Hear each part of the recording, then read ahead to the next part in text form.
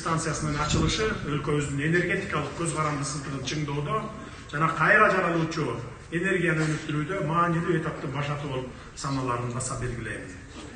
Өлкөбүздө салттуу гидроэнергетикадан сырткары күн жана шамалдан электр кубатын өндүрүү тармагында ири инвестициялык долбоорлордун портфелдери түзүлүүдө.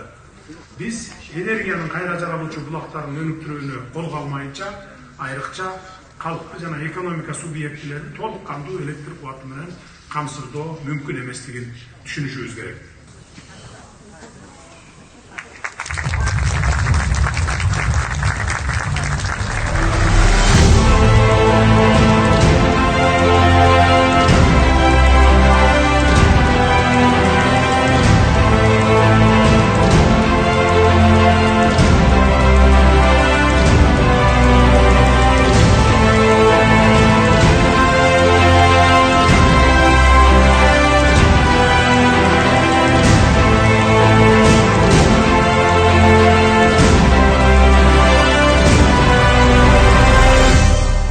Первый проект, который они сдали в эксплуатацию солнечного.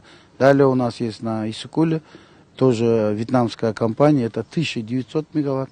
Они тоже до конца года собираются уже подключиться к нашим сетям, мы дополнительно сообщим, вы будете свидетелями.